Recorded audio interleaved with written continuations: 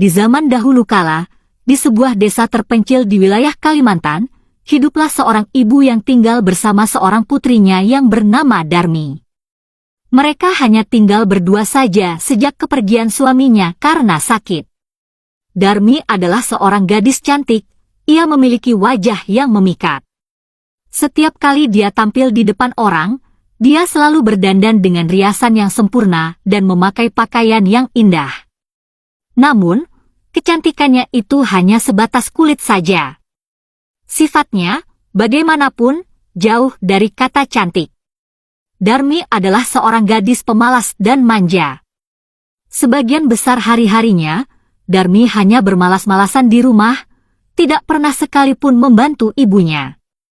Kehidupan yang santai dan kemolekan wajahnya tidak membuatnya merasa puas. Dia memiliki impian yang lebih besar. Ia ingin menjadi orang kaya dan terkenal. Pada suatu hari, ibunya mengajak Darmi pergi ke pasar bersama-sama. Awalnya, Darmi tidak mau. Namun, ibunya terus memaksanya dan akhirnya Darmi pun setuju. Tetapi, Darmi mengajukan satu syarat yang membuat hati ibunya bertambah sakit dan lebih terluka. Dengan nada sombong, Darmi berkata, "Aku akan pergi ke pasar bersama ibu, tetapi aku tidak mau berjalan di sampingmu, kamu harus berjalan di belakangku." Ibu Darmi sangat sedih mendengar perkataan putrinya, tetapi dengan menahan rasa pilu, dia menuruti permintaan Darmi.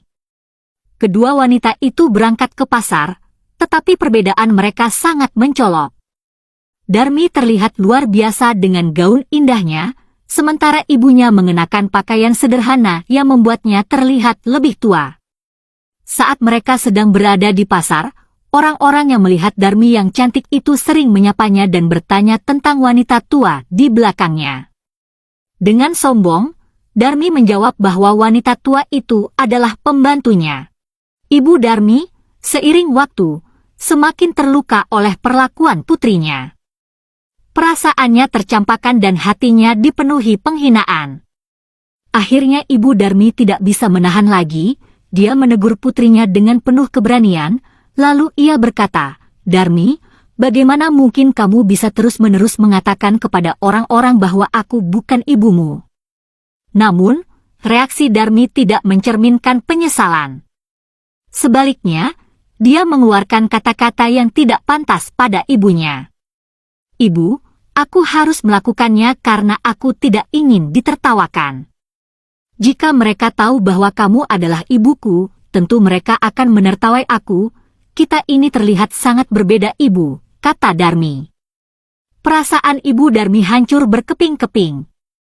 Dengan hati yang penuh kecewa dan terluka, dia akhirnya berkata, "Cukup, Darmi.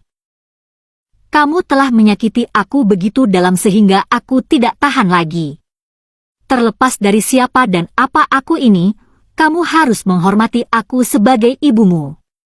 Dengan perasaan sakit hati dan kecewa, ibu Darmi berlutut dan berdoa kepada Tuhan agar memberikan pelajaran kepada putrinya yang sombong itu.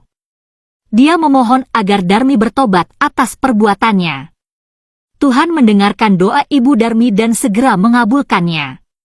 Dan seketika itu juga, tanpa ada peringatan, Darmi tidak bisa menggerakkan tubuhnya, ia menjadi seperti patung. Kedua kakinya menjadi kaku, dan Darmi merasakan panik yang memilukan, kesakitan besar melanda dirinya. Kemudian Darmi mulai berubah menjadi batu. Saat itulah Darmi tersadar akan kesalahannya dan memohon maaf kepada ibunya dan dengan berlinang air mata. Ia berkata, "Ibu, tolong, maafkan aku." Darmi pun memohon dengan suara yang tersedu-sedu. Tetapi sudah terlambat. Tubuh Darmi terus berubah, batu menggantikan daging dan tulangnya. Meskipun matanya penuh air mata, suaranya terdengar terputus-putus. Kini dia adalah sebuah batu, Darmi yang dulu adalah seorang gadis sombong yang tidak menghargai ibunya. Batu itu masih ada hingga hari ini, terletak di lereng gunung di Kalimantan.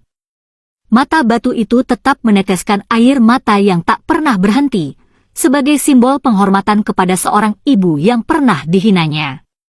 Orang-orang di sekitar gunung menyebutnya sebagai batu menangis, sebagai pengingat akan hukuman Tuhan dan pelajaran tentang pentingnya menghormati orang tua.